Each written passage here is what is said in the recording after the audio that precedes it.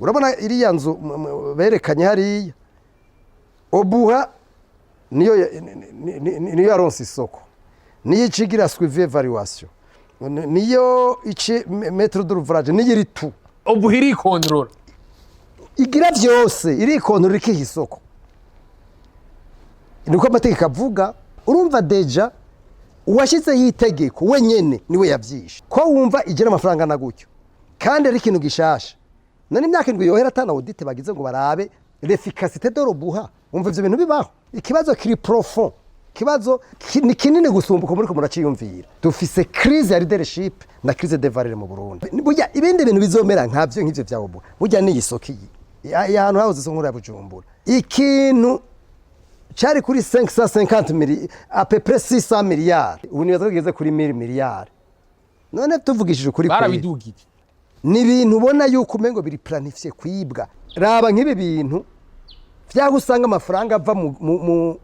mu kiga cy'igihugu aza gufasha amakoperative y'umugamba leta yayikoreye amamiliyaridi 58 basha bagendamwo baririra nanga ibintu zakamara amazi jewe nabavuze ko nzobitwarira uri kome zobitwarira yitwarire leta yitwarira n'umugamba utwara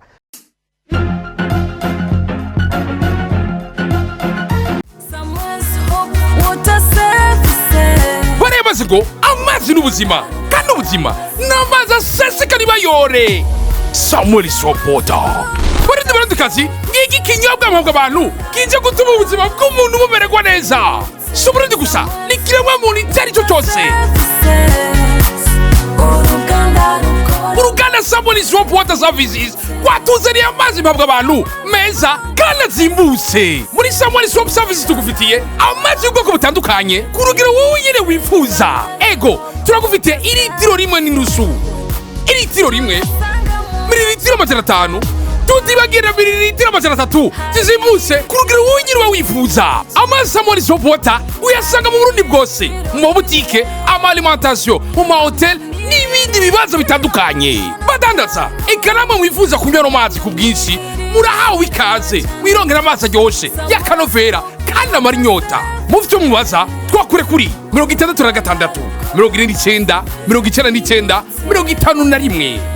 Samuel Sopota Services uruganda rukora amazi meza azimbutse sizere ku buzima bwiza mwiriwe cyangwa muramutse bivanye naho muherereye ndababwiye kuri micro ni jewe nyene juste get me from more shake black machine black on the camera mwitumusaza twabakuya muri tubazana nga ndi kumwe n'ubusanzwe arongo ishyirahamwe rigwanya gusesagura no kunyonora amatungo ya leta oriko benshi muramuzi yitwa Gabriel Rufyiri tuje kuyaga kwijanye n'amasoko ya leta musanzwe mubizi ko hariko aravugwa kuva ku munsi wejo ibijanye n'ikikobuha mu gihe amasoko ya leta aba ari menshi cyane muri Oricom bayivuga ku iki harayandi masoko mubona ko imisi yose hama hakenewe yuko muko musemerera aho kugira ngo amasoko ya leta ashoboye kunyaruka akogwe neza mu bukomezi nkuko bwategerezwa nimwe Rwanda na Gabriel Rufyiri ndakora musa nyakwa Gabriel Rufyiri ndabaramukije nanje mugira amahoro y'Imana n'abantu ndaramukije n'abari ko baradukurikirana ego nizera ko meze neza cyane gose kwere ndamahoro turi ahantu hari akayaga kuba tatubona turi impande y'ibigori imisigati amavoka kubera iki aho usanzwe uba bino bintu bifise bibagiye n'ibindi ego imyungu inyabutongo n'ibindi urumva turi mu Burundi kandi ibyo nivyo byadukujije nivyo twakuze dukora wibagiye n'imyumbati sinzi ko abonye n'imyumbati ego rero ivyo oyi umuntu ari ngaha aca byibuka kuko nibwo buzima bwacu nico gituma ubibona n'ivyo ubona ngaho tuvuge ko Gabriel Rufyiri yagize akarima ko munsi y'urugo oya niko vyama twebwe turabikora kuko erega hari ikintu bita ku maximiza l'espace ufise ikibanza ikintu cyose urashobora kugira sinzi kubona ko imisigati igeze kuribwa ego ama isombe zo tuzamura ngaho nyene ipapayi n'amapapayi yo ntarakura n'amavuka ngayo urayabona yose ibi urabona ko bimaze imyaka n'imyaka ibigori byo birageze byumye rero ni byiza kuko ni byiza nyine turi mu gihe hariko haravugwa inkuru ku munsi w'ejo ikarusi aho nyine icubahiro umukuru w'igihugu yashitse kuraba ibikorwa biri kurakora bagasanga hariko hakoreshwa hamaze gukorwa imiliyaridi 2 zirenga z'amafaranga y'u Burundi bimwe mu vyabaye byinshi mwarabibonye urugendo rwa nyene icubahiro mu kuja kuraba ibikorwa vya Obuha ku bwanyu mwagwakiriye gute ubwa mbere jewe no barungika mu mategeko kuko uvuze bijya nibiboneka mugabo rubanza kuja mu mategeko jewe nama nabivuze n'umuntu agenda bisubiremo muri leta ibintu byinshi abantu babikora ntibafata umwanya wo kwiyumvira ntibafata umwanya wo kugira reflexion hanyuma ngo bahinga bari babashigwa imbere mu bintu biba biriko birakogwa cyane cyane mu kubanza gushiraho amategeko hanyuma kuyakurikiza hanyuma cyane cyane ibintu bijanye na suivi evaluation n'amaudite n'ibindi ivyo bintu muri leta umenga basa n'abavyibagiye nico gituma ubona ibintu byose nka byose bicumbagira ibi rero twe tubivuze dufatiye kw'ico kintu uvuze kuko nibaza yuko ijya nzu mwabonye ni imwe muri nyinshi zihari naho twoja tugende muri bimwe by'amantuzenya bimwe byavugwa n'umushikiranganje w'igiga ca leta avuga ibintu bijanye n'iyubakwa ry'amazone tugende mu bindi hariho nk'inzu igira imare iri ngaha haruguru yanje ngaha ikintu bita ngo centre de conférence iraha haruguru cyubatswe na Obuha cyubatswe na Obuha n'ibindi rero ubwa mbere nkuko ndiko ndabivuga nturabe uwitwara banza urabe ubwa mbere amatengene yubatse Obuha igengwa n'itegeko nimero 1 agakwego gashinze ubusa 79 mengo ryo kuwa 10 Rusama umwaka 2019 iryo tegeko ryo muri 2019 niryo rivuga amakomisariya mengo agize Obuha ugiye kuraba Obuha igizwe n'ubuyobozi mukuru komisariya generale hanyuma igacigira komisariya ijejwe iby'amazu no kuvuga inyubako igacigira komisariya ijejwe vya administration et finance hagaca haba na komisariya ijejwe vya logement ivy'amazu n'amabarabara environnement no kuvuga urabona aya mabarabara yose ayaca mu makartie mu gihugu cyose niyo ibijejwe Obuha ibyo bintu rero twe tubona umengo ni byinshi cyane ugiye kuraba gacavuga yuko hariho ico no kwita conseil d'administration ijeje gukontrola hanyuma burya buri mwaka baragira amaraporo imwe ija kwa ministre wa finance iyindi ikaja ku mushikiranganje dotitere no kuvuga umushikiranganje ajejwe inyubako igacigenda no mu biro vy'umukuru w'igihugu buri mwaka rero ikibazo umuntu yoca yibaza none ko biba ku mwaka nta raporo yari bwagigwe ivyo rero ciwe mbona umengo hariho ikibazo ubwa mbere kijanye n'amategeko hanyuma uravye ibikorwa bishinzwe Obuha ndabibukije mu mategeko jewe nasomye niyo navuze nijejwe ibintu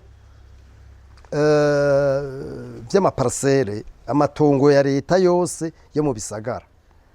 nitanga amatongo amaparcelle n'ibindi akagongera ikagira nivyo bita lotissement irashobora kugura amatongo aha hariya ikagurira abantu igacigira rotisma njya mu gice amaparcelle hanyuma niyo ijejwe ivyo biri muri komisariya ntunzenya ya urbanisme niyo ijejwe donc ivy'amaparcelle ikagira ivy'amarogement sociaux ibintu vyose bijanye n'amaparcelle no kubaka amazu ya leta n'ibindi vyose bishobora kuyituma niyibikora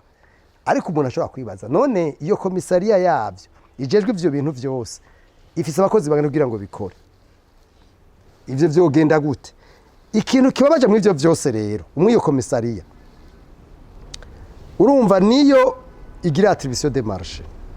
niyo igira niyo bari maître d'ouvrage niyo igira suivi evaluation niyo igira reception urumva iri vyose none mwe mumva urumva deja uwashize yitegeko wenyene niwe yavyishe none urumva nk'ubu ndagwakarorero urabona iriya nzu berekanye hariya obuha niyo yaronse isoko niyo icigira suivi evaluation niyo ici maître d'ouvrage niyo iri tu kuko mu itegeko n'ibyo vyanditse obuha iri control igira vyose iri control ikiha isoko niko amategeko avuga ikintu nabonye gusa conyene irafise abakomiseri au compte babiri abo bakomiseri au compte urumva baragira raporo baravuga n'ibintu vy'amaudit jewe ro nkaca nibaza urumva mugabo no gutandukanya bagira audit financier n'abagira suivi de travaux ko n'ibintu bibiri bitandukanye hagomba kujaho en service igira surveillance de travaux burya ntuzi hari kiri kintu mutazi mwebwe burya obuha twebwe hari ikigo duhora gukora mwisha muri kome twasanze amasosiyete de construction aya amasosiyete yabigenga ari mu bijya by'ukubaka yose yarahomvye kuva aho buha bayishingiye yose yarugaye kubera nzi ko benshi barahiganwa bakaronka amasoko y'ukubaka ibi nabiriya mugabo leta yaciye bifata uko rero urumva ibintu byapfiriye mu mategeko kugira ngo bice bizakukosorwa atamategeko bica bigora ugiye kuraba nk'abo bantu bashize muri conseil d'administration s'abantu bafitiye umwanya abantu baguma bahindagurika s'abantu babizi ama conseil d'administration yacu mwakino gihugu urazi ngene nakora murazi ngene nakora n'aba fonctionnaire ba leta baba bagiye mu bintu batumva benshi batazi ucu usanga hari ingorane abashikira raba nk'akarorero nka ministère de tutelle urabona ingene abashikiranganje bahindagurika urabona ubona mu mezi angahe mu mwaka umwe ubona hagiye abashikiranganje bangahe batatu barenga muri byo bashikiranganje uje wese acaza agira uko kubera iki ntavyo wo muhora kuko urumva nta stabilité ministerielle ubona ibihari ibi rero bica biza gutuma haba ibibazo vyinshi genda urabe ahantu habaye amaviabilisation henshi peut-être harimo mu bindi bibazo bijanye n'uburyo buba budakwiye bijanye n'ama entreprise nk'ama twe nk'ikiwa dura gukora twakoze ku centre de conférence iri ngaha haruguru itarahera dukora kwisoko nkuri ya Bujumbura kuko murazi ko ari obuha biri muri cadre ya PPP dukora kwiyi stade FFB dukora no kuri viabilisation ya site nkenga daro cadre kugira ngo turabereye rema l'efficacité de l'obuha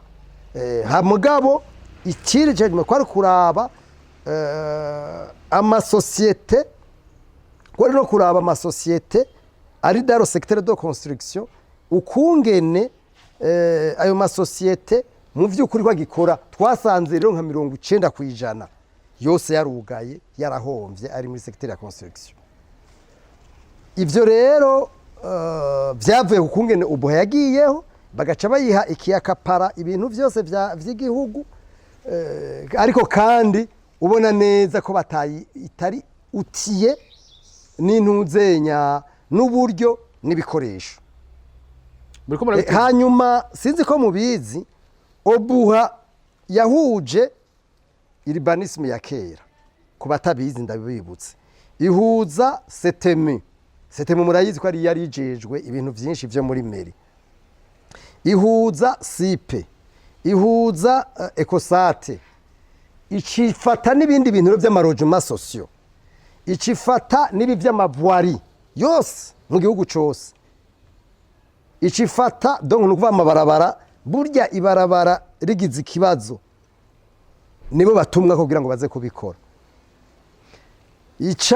Ija mu bintu by'amarotissement de parcelles, ni ukuvuga guca amaparcelle kubaka ikagira. Urumva ko ikironka n'amasoko leta ishiha n'amasoko yo kuza kubaka ibintu biriya. Yemwe none uyo muntu naho woba uri umuhinga ameze gute navyo woshobora. Urumva rero jewe mbona yuko ibintu vya mbere hano vyapfiriye ni mwayo mantuzenya, ni mu mategeko, kuko na je narafashe umwanya ukwiye wo kusoma amategeko, kuko nari muri equipe iriko iragira ayo matoza. Mugabo urumva twakoze kuri Obuha gusa, twakoze mu madomene menshi, twarakoze muri secteur financier, secteur industriel, secteur agricole, secteur ya tourisme, secteur kugira ngo turabe les causes profondes za ntuzenya za ivyo za amasosiyete privé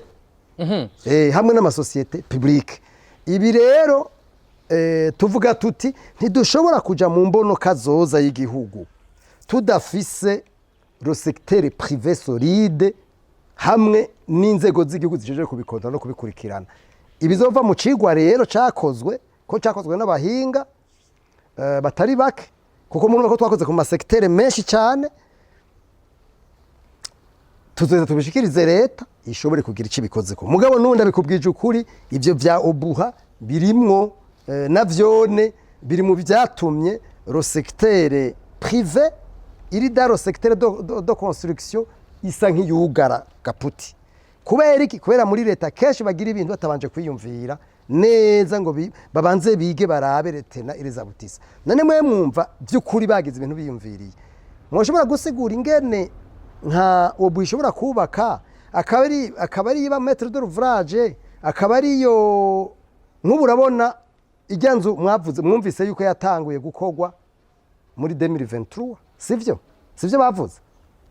Nivyo sivyo ari byo bavuze. Rero umuntu yoshobora, kuko nabivuze Obuha shakane,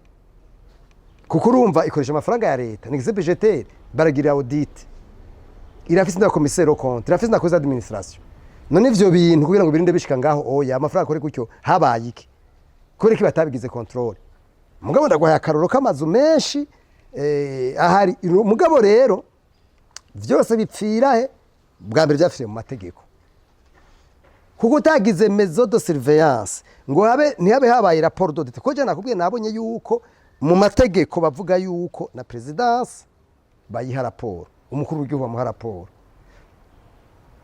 Rero sindamenya aho harabera ikibazo. Mugabo je ndavye amategeko ndabona ko hariho des failles graves siri mu mategeko. Peut-être ababa batwara Obuha ils n'ont pas eu le courage peut-être yo kubivuga, canke bashobora kuba barabivuze, kuko ubugira ukurikiza itegeko ni ucubona ibitagenda neza. Igihe rero batabigize bica bigora. Turi mu gihe mutubwiye ko Obuha yategezwe gutanga ku mwaka raporo muri presidence. President arabagende ni hamwe mu batanga raporo, kuko baha raporo ministre wa finance, ministre d'Autorité na presidence. Jewe nivyo nabonye. Turi mu gihe Obuha muho itegerezwa gutanga raporo harimo no muri presidence. Bega ko umukuru w'igihugu yabagende ikarusi, kandi raporo nimba zihora zishika muri presidence agasanga hamaze gukoresha miliyari zibiri mu byavugishije abantu benshi. Cyukuri sijya miliyari zibiri muravye mu byo mwabonye ku masanamu. izo zimaze gukora hajya hano naho audit jewe ico navyo no bivaho kuko jewe sindi umuhinga w'inyubako abahinga b'inyubako banu bazobigira kandi nabibonye ku masanamu hamwe nogira ico ndabivuze ngo bandiko ndarondera guswaganya gusa nakubwiye by'amategeko avuga ingene bimeze no hava sanga ndiko ndaremeka ntibazishusha abantu nibaza ko ikintu gikwiye nukubanza kurabiza audit ko zabaye d'abord ko amafaranga y'igihugu hanyuma izo zitabaye hacaba audit babirabe mugabo jewe vyo ntangaza habaye audit kw'ivyo vyonyene hanyuma niyo migambi yindi mwashaka iyo migambi iri kwiravugwa yavuzwe y'amavoka iyo y'inkwavu iyo migambi yose urabona ko vyinshi ari ibintu biza gutyo nuko bitabanza kwigwa ikibazo rero dufise ntimurabe cyane ikibazo ca ubuha canke c'iryanzu ikibazo kiri profond ikibazo kiri ni kinini gusumbuka muri ko muraciyumvira kuko no canja namujya vy'inkwavu mbe iyo projet y'inkwavu ko mbona bitwara amafaranga angana gutyo yaje gute yumviriwe gute iri kwikora gute tuje mu iyi programme urumva hari inkwavu tuje mu iyi programme ifumbire canke ya subvention yatangwe muri 2012 iri kuri 10 miliyari 2012 ubigeze hafi kuri 550 miliyari eske ifumbire irahari ntayihari imbuto zirahari ntazihari z'ibigori canke z'ibindi rero imigambi answa uyumvirije d'une manière globale ni vyiza cyane ari ikibazo aho kiri nta bahinga n'ubuhinga bukoreshwa kugira ngo ivyo bintu bikorwe neza niyo ngorane hari ikibazo rero ntuje kwico kintu cinzu c'imiliyoni zibiri jewe no cada kwisho ko nishuye abantu bigeze kumbaza ikibazo ngo cy'amatora bavuga ngo imiliyaridi ngwizi iya ngo ku matora ngo ni menshi ngo yakoreshwe ibindi no jana kwa mbega mu exoneration twoje mu exoneration ko mbona haheze atamyaka na 10 iheze bagira exoneration ya miliyaridi 18 tukava ku exoneration ya miliyaridi 10 tukaje ku miliyaridi 80 mu nyuma tukaje ku miliyaridi 111 ubu uyatu nta mwaka numwe irasohoka bari ku 18 baca bagira 50 bari ku 110 ku 80 baca bagira 150 bagiye ku 110 baca bagira 300 urumva ni ibintu ubona yuko umengo biri planifié kwibwa et pourtant la loi de finance iri strict la loi de finance urengeje le credit baguhaye harya urahanwa uri kuragera le credit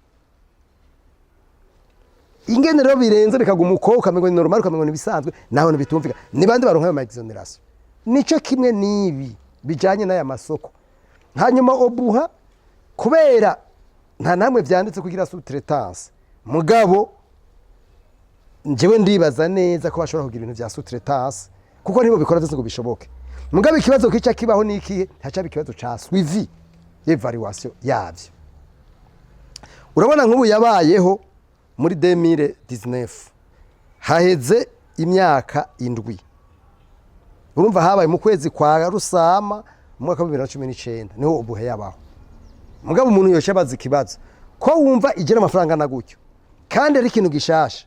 none imyaka 7 yohera tana audit bagize ngo barabe l'efficacité de l'obuha umva ivyo bintu bibaho na uri ko Mario Likome chaque 5 au moins turagera evaluation turagira ico bita audit organisationnel et finance ari Likome kugira ngo turabe aho tuyogayo tunyuganyuga tugira ngo turabe turahindura chaque année plutôt chaque 5 ans plan stratégique tukagira large consultation des membres none ikintu nko banisha byo kwanga kwere rero jewe mvuga nti muri leta mu vyukuri bashaka ko twavansa ko dutera imbere turafise ivyo no kwita bitabo de politique nibahere kwivyo tubone ko ariko haraba ama evaluation kuko nakubwiye nitwaza kuvuga kantu ka ubuha ejo mwebwe kazoza hace haza ibindi ndekana bakororero mbe muribuka umukuru rwagendeye za ngomero zibiri rwa rugomero bita Mpanda hamwe na rwa rundi bita Kajeke,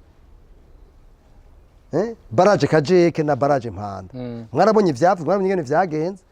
mugabo kugeza n'uno munsi turacarindiriye. Twebwe rero muri Oricom twama twandika juste tukagira na suivi, kandi n'ubu tuzobikora, kandi n'ubu turabikora, kuko igihugu ni cacu, tugomba guterera kandi tugatanga n'inyishu. Ibi bintu rero jewe naho burya ibindi bintu bizomera nk'ivyo vyawo, burya ni isoko ahantu hahoze isoko ya Bujumbura, jewe nabana ndabisubiyemo. Ikintu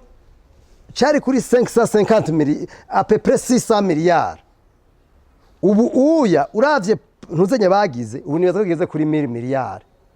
None tuvugishije kuri barabidugije biradugerega. Hariho d'abord ico no kwita depreciation monétaire, itakaza ry'amafaranga y'agaciro ry'amafaranga y'u Burundi. Iyo biri mu mafacteur ya mbere atuma ibintu biba uko biba biri. Intuzenye ya kabiri, urabona nk'ijya soko bavugene bazovyubaka,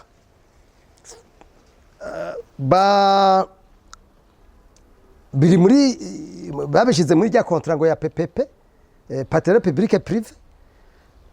Mugabo bukuru nakubeye kuco twakoze ko twaragikozeko, mugabo jewe ndabona neza yuko ndi ngaha none we hafi muri 1000 miliyari, ugaca uvuga yuko umengo nyamba aba privé bazanye umengo nyamba ari 10 miliyari, nyamba ari 20 miliyari, sinibuka umengo ni antuka 2 miliyari 5 miliyari, sinibuka neza. Leta igaca itanga 20 miliyari faze ya mbere, hakenewe hafi miliyaridi n'amamiliyaridi. Wewe umva ivyo bintu kwari bizopfa bivuye aho biri. Jewe rero mvuga nti leta igomba ko ibintu byayo bikugwa neza. Ubwa mbere nikoresha abahinga, hanyuma ishire ivyo biyita contrat de performance, ziri evaluable chacane. Urumva, chacane avec des indicateurs. Kuko umuntu mbe muribuka mu gisata cy'ubuganga, size ko muvyibuka, abaganga ba specialiste bari baheze bagenda, ndavyibuka haraheze igihe baca bagira ivyo bita ngo contrat de performance, kugira ngo baze baraja ruguru. Ugiye ruguru bakamubwira bati kuko turagiraniye contrat, utsa kuzovura abantu bangana gutya, tuzora ko bavuye, turabwira barashizeho ama indicateur bazofatira kugira ngo barabe ko mu vy'ukuri ivyo bintu bariko barakora babikoze. None habuze ikigo mu zandi domaine babigire gutyo. Ukura bitubwira mu gihe isoko nkuru ya Bujumbura witwa Fabrice yavuze abwira abarundi ati mushyiremo amafaranga. Ayo mafaranga gushika ubu ari mu kigega yashoboye kuguruza ngo cyitwa ubaka trademark, nimba atari ivyo, nimba atari One Africa Investment. Bega kubona kino gihe gushika zino saba abarundi benshi bashizemo amafaranga, nuba tabazi ingene ayo mafaranga ariko ivyo je sinobijamwo, kuko nibaza ko turi mu gisata c'inyubako, nivyo twobivuga. Mugabo Fabrice numwe mu bantu baba investisseurs bari mu bindi bisata nkawe. Twebwe ico dusaba gusa no kubikogwa neza, mugabo twe turavye le plan yagizwe na le budget estimatif, nibiboneka neza ko ibijya bintu bitazoshoboka. Ni ibintu biboneka. Cyewe umushiranganje yaranyemeje bijya bintu ko bizoshoboka, mugabo jewe kweri naramurahiye. Kubera ntushobora gufata ikintu kigeze kuri plus de 600 miliyari ugaca uvuga yuko utanguje amamiliyaridi 30 ngo uvuge ngo ico kintu kizokwa avance n'ibibazo by'ubutunzi bwo kirimo. Bari bakwiye kurondera, hariho aba investisseurs bakomeye bagafuma bagira ikintu bita amphithéose. Sinzi ko muzi le fonctionnement des contrats amphithéotiques. Les contrats amphithéotiques nama contrat va ku myaka 30 gushaka ku myaka 99, kuva ava ku myaka 70 gushaka ku myaka 99. Wewe bakaguha exploiter mugaca musangira n'igihugu, wewe ukubaka ico kintu ukisubiza. Ndaguha akarorero mu Buganda, muri Kenya no mu bindi bihugu barumvika uzogenda aeroport ya Entebbe ingene imeze no munsi hari barabara bita Kampala Road iryo barabara uricemwo urariha umuntu wese agomba kunyeruka ava Kampala agenda Entebbe ku aeroport iri doit payer abashinwa barumvikanye kubera bafise uburyo n'amafaranga baca barubaka ivyo bintu bica bishusho nziza igihugu hanyuma kandi wewe nta buryo bwawe washizemo kandi urunguka murashobora kuvugana ukaza urakura ko ni president bakura ko yindi mukaza ikabya principe ganyaganya muri Kenya nibo babitanguye no mu bindi bihugu byinshi bakora gutyo none twebwe bihabuziki kubera tubikore gutyo buryo bamwe nka leta y'Ubushinwa ruha karorero nk'iyo soko bakabigira kujya ayi wumva babigize mu Buganda cyewe i Nairobi nataguye kuhagendera muri 95 urumva haciye imyaka 30 na cyewe nabona ivyo bintu iyo amaprograme bashizeho kuva kera aeroport zitari nke muri Afrika urumva Ubushinwa kubera bufise la technologie bukagira main d'œuvre bukagira n'uburyo buca buza nk'iyo programme bagize ngaho oya kwiyo iyo dufata ivyo ndababwiye navuze ko iyo tuvuga tuca dutanga na proposition jewe ndemeza neza iyo babibwira abashinwa igihugu c'Ubushinwa tuti twe dukeneye ibi nibi kuko bagiye ni nk'abadandaza abashinwa aho bari hose usanga ari nk'abadandaza mugabo hariho n'abandi babo bikora kuko nakubwiye igihugu kikenera kunguka kandi ro principe ganyagaje nigomba gukora none ko mu Buganda babikoze bigakunda ko muri Kenya babikoze bigakunda ko muri Mozambique bariko barabikora bigakunda n'ahandi hose Zimbabwe Malawi n'ahandi none mu Burundi habuzigwira ntibitubikora habuziki ubwo kubona leta y'u Burundi yari yizeye ishiramwe ubakane shene isanzwe irongwe na Fabrice kubaka isoko ubwa mbere ntiyari yo nzira umve nunze jewe ubakane shene ryabaye fonde aho nyene urumva ari baye fonde aho nyene bari bamaze imisi bakora ariko nta expert umviriza nta soko bubatse amazu n'ubundi abisubiyemo hanyuma ibintu by'inyubako jewe umbabarire jewe sinashaka kuvuga cyane ko ivyo bintu bya Fabrice ngo turiko turondera umuntu ikibazo rero kiri ari obuha caba kibazo kijanye n'iyi soko caba nico kibazo usanga nakuye kiri muri FFB nico dongo ya stade FFB urabaza nico cyawe Toyota none ubu uya kube wobaza haize imyaka ingahe irenga 10 none Toyota kubera kitahubatse navyo nzi mugabo urabaza nukubera usanga ibintu bitangwa gutyo hatabanje kuyigwa reka tuje mu Butare Nikeldo Musongati imaze guhabwa abantu bangahe umenga ubageze ku masosiyete 6 ya gatandatu nyabatari yindi ikibazo rero kiri global si kibazo kiraba societe shankiriya hari bibazo bikambaye do governance ndabumva neza nguma mugaruka muti ayo masoko atangwa gute hari amasoko mugabo hari ikibazo cha governance muri rusange ikibazo c'intwari bereye rero leta niyifate mujisho haruka kujaho strategie nationale yo kugwanya igiturire niba yinyarutse itangure gukora akazi kayo hanyuma bashiremo mw'abantu by'ukuri badatuma haba ivyo bibazo ko n'ubundi nibayishiraho hanyuma bagashiraho abantu bazoza mu by'ukuri atadashobora kugira kuko sinibaza jewe personnellement dans mon fort intérieur kiwe nibaza ko umukuru w'igihugu yifuza de resultat nivyo nibaza kuko niwo twari igihugu mu by'ukuri ngo ushime yuko igihugu cawe nabo twara bataje mu bukene baja mu bukene ngo igihugu gikene sinavyo niyumvira vraiment narero mvuga nti twe mu manuro dutanga nuko ubwa mbere igihugu kironka ibintu byose bikenewe mugagira ngo bikenewe hariho de préalable cyo narabivuze nunda bisubiyemo ubu turafise ibitabo bikoregwako ubu hakenewe rero abahinga bigenga politike zivemwo politike bijyanye bijya bitabo ubu hakenewe rero des experts bashira mu ngiro avec je nama natanze akarorero kuri Bagaza. None Bagaza wibaza yuko ibi byitirirwa by'amabarabara n'amazu n'ibiki, wibaza ko Bagaza ariwe yabikoze? Yahamagaye, narabivuze, yahamagaye Abadagi, ahamagara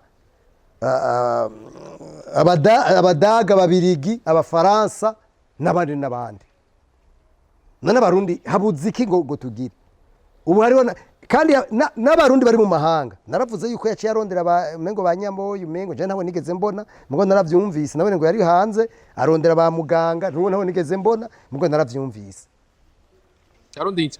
incabwenge. None leta ihari no munsi ibuze iki kugira ngo ntibikore? Ihabuze iki by'ukuri? Mugabo rero kugira nivyo bishoboke, ibi bintu vy'uko usanga hari abantu bamwe bari mu nzego z'igihugu bashaka guca bikumakubira ku bintu vyose, akaro bashaka guca baronka amasoko, arabo bashaka kuba mwibe muri biriya, ivyo navyo ne bica bibingorane. Narabivuze no nagenda bisubiremo, muri leta nibave mu masoko,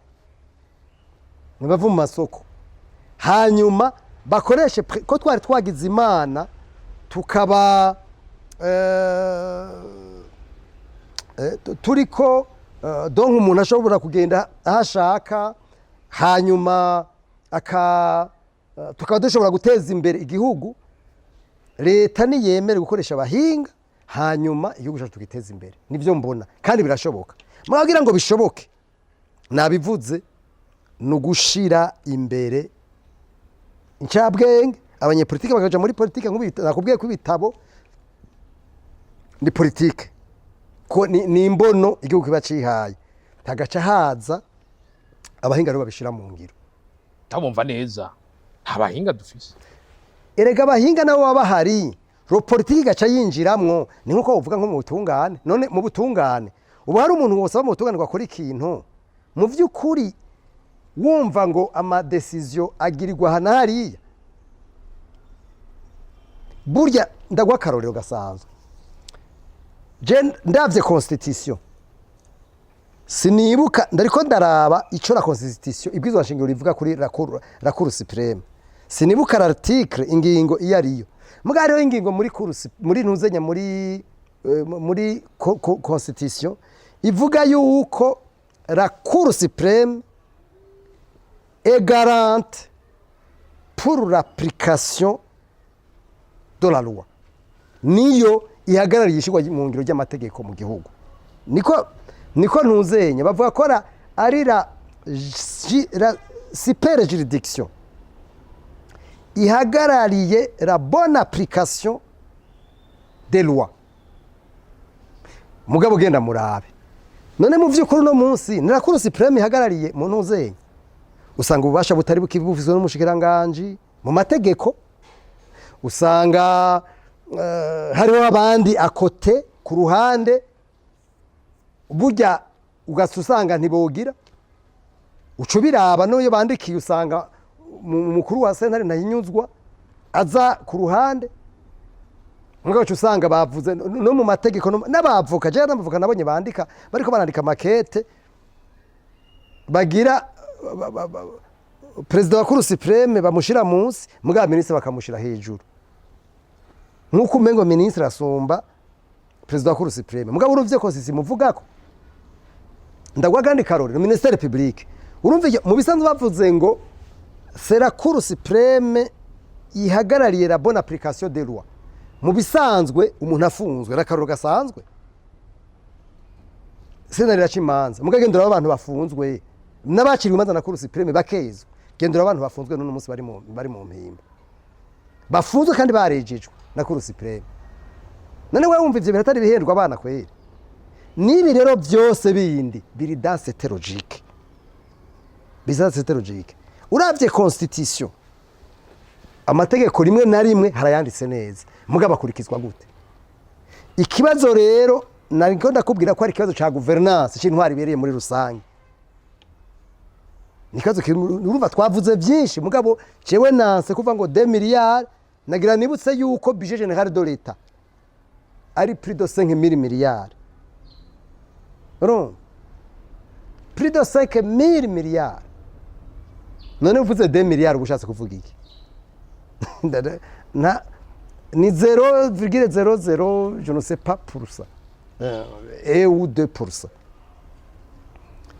Urumva rero tugiye tukamara amasaha n'amasaha tuko turava ukantu nkako cembo nakume gutwa turagira amariverization ko ikibazo dufise si obuha ikibazo dufise si isoko iyi uri kuravugamo ya Fabrice ikibazo dufise kiri global dufise crise ya leadership na crise de valeur mu Burundi ndakunda kubivuga navyo umuti wavyo n'uwahe umuti wavyo nuko tugira examen de conscience none nk'ubu ushobora gusigura ingene dushobora kumara imyaka 5 utagira igitoro wewe bisigura woshobora gusigura ukungene igihugu gishobora kumara imyaka irenga 5 6 7 abantu batanga amafaranga yifumbire muga ntibigere bayironka ushobora kubivuga ivyo bintu nivyo bagize bigaca bisubira ibuti gutya ivyo bintu rero nibemere twicara jewe ndabona le ministre des Finances est en train de se rabattre kwibi nabiri yakugira ngo ariko vyogira mugabo nyene ntavyazoshobora nabone narimubwiye twarabivuganye akatari kagenda imubarira nagerageze mugabo igihambaye nuko la gouvernance iza imbere none nk'ubu je vous donne un exemple simple le 7 janvier nibazura ko twanabivuze ko le 7 janvier 2026 itariki indwi z'ukwezi kwa mbere uyu mwaka turimwo haheze amezi angahe ukwa mbere ukwa kabiri ukwa gatatu ukwa kane tugiye tuje mu kwa gatanu duheze mu kwa gatanu amezi 5 ikintu cyashe muri conseil des ministres none umunsi tukaba tutarakironka we wumva kweri ndiko ndavuga strategie nationale de lutte contre la corruption uravye nk'iya strategie umwanya twayitaye ko n'umwanya twagize ukaraba ibintu birimwo ivyo bibazo vyose umva ariko ndavuga ngaha cyo twarabiciye hirya no hino axe ya mbere ivuga ibibazo bijanye na la crise de valeur mu Burundi burya uvuze crise de valeur menya yuko ubushizemo na crise ya leadership birajana burya le leadership nishoboka sale valeur ntibikunda ni vice versa ivyo twarabivuze ngene byo torega umuti mukomasorizo twashizemo yuko haca haba arokeye nationale de valeur positive abantu bagomba kugenderako mu bintu bijanye n'intwaro n'imibano donc ivyo bitari valeur éthique les normes de la société les normes de gouvernance urazi mu bihugu nk'iburaya yuko ivyo bintu bibashira mu constitution les normes sociétales kubaha ivy'igihugu gusonera ivy'igihugu ukibona igihugu nticono ibintu nk'ivyo mugabo twebwe urabona ivyo siko bimeze ivyo rero twarabivuze kiwe nk'ubu vraiment j'ai soif y'ukubona iyo strategie igiyeho mugabo hariho abantu nk'ubu uravye ibintu by'amadovize woshobora gusigura ingene dushobora kumara imyaka n'imyaka hariho amasoko abiri uraba ubu dufise amasoko abiri isoko rimwe ry'amadovize riri ku 3,000 ava muri leta amadolari hagaca abandi n'indi soko ku 6,000 rya marché noir abo bantu bose bagaca kurangura hanze bagaca baza ku isoko imwe ariko urumva iyo logique vraiment Oberi gaciza waronse ku 3,000 n'uwarose ku 6,000 igabaca amakoramo sigurira ivyo bintu wewe iyo logique urayumva kweri nayo leta ivyo ntavyizi il y a un problème grave ya leadership n'ama crise de valeur ivyo rero twari twabiciye ko ku masonga mwico gitabo turavuga n'ivyokogwa iyo ni axe ya mbere axe ya kabiri ni ibintu bijanye n'amategeko none jewe twarakubwiye narababwiye nk'ibintu bijanye muri 2006 twashizeho itegeko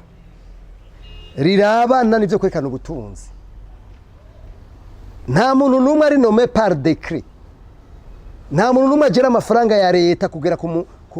ku mukonseye kugera ku mukesiye wa commune atagomba kwerekana ubutunzi bwiwe n'abana babo n'abagabo canke abagore donc abo bose bagomba les enfants de moins de 18 bagomba kwerekana ubutunzi bwabo bantu batunganya ivyo bintu none ko vyaranse ndabwiye ntuzogenda ugera reportage muri sentare ariyo yose kuko birarutana hari abavuga muri cour supreme hari ababivuga muri cour d'appel hari ababivuga muri juridiction ya TGI mugabo muri TGI ndazi ko ivyo bintu atabibaho nta nabarabikora et la loi pourtant la loi est là donc rero le cadre légal irukwiri tuvuga yuko cadre légal ihinduka iyo ni axe ya gatatu ni lutte contre l'impunité kudahana twarabonye ko bankeno ibintu byo kudahana ari nanzi axe ya kane ni ibintu bijanye na transparence twari ko turavuga ibi duhejeje kuvuga bya ubuha bya ntuze n'ibindi twaravuze yuko ivyo bintu biri mu bibazo iri sifise makusoma ico gitabo tout est clair axe ya gatanu turavuga ibintu bya synergie gukorera hamwe kunga umuntu umwe twarabonye ko mwese usanga akora hari undi ari hariya mugabo tugira synergie runane ku gihugu ni cyacu twese axe ya gatandatu iyo ya nyuma ni ikintu twise suivi evaluation capitalisation et apprentissage ivyo rero navyo birabuze kiwe rero mvuga nti ko hari abantu bafise ishaka vyuko bikorwa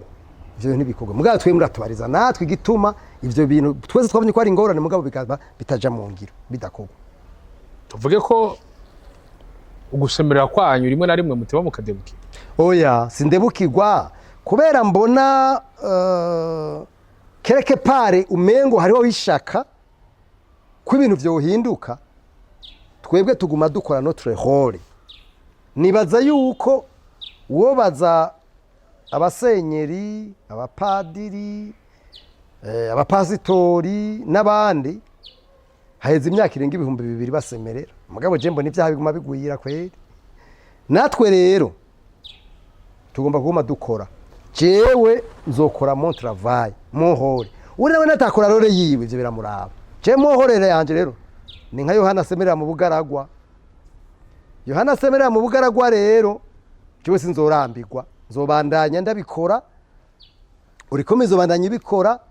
leta dusabye gutera duterere mugabo guhagarika vyovyo ntibishoboka nagwaye akaruru gasa erega jewe ibintu turimo sindabibona nagwaye raba nk'ibi bintu vyagusanga amafaranga ava mu kiga cy'igihugu aza gufasha amakoperative y'umugamba nanga ibintu zakamara amazi jewe nabavuze ko nzobitwarira uri komezo bitwarira yitwarire leta yitwarira n'umugambwe utwara kuko ibwizo bashingiro riratomoye neza ingene imigambi ba finance niba finance kuri budget y'igihugu oya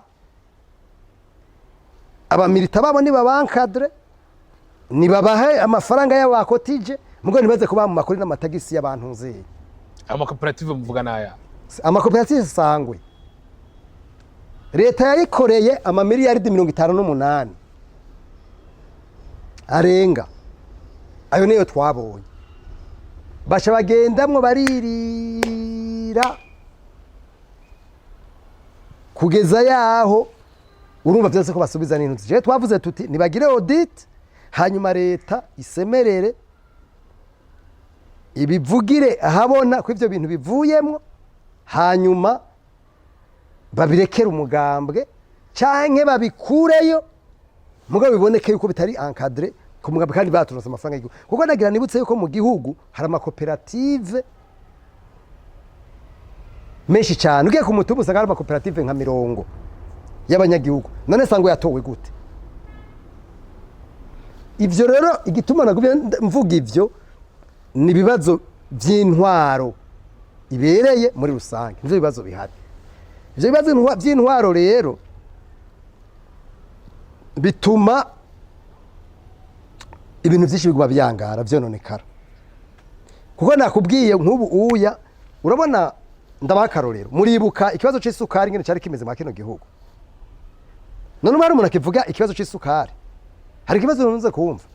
mugabo urazi imyaka cyari kimaze kubera abantu babifisemo inyungu ntibashaka ko gihera Cendi bakagiye amakomisiyo n'ibibazo by'irero by'ifumbire, ibibazo by'imbuto, ibibazo bya uriko ravuga biri muri obuha, ibibazo biraha na hariya, ibibazo nibibazo by'inyungu z'akagwe k'abantu bagakaba bikamisha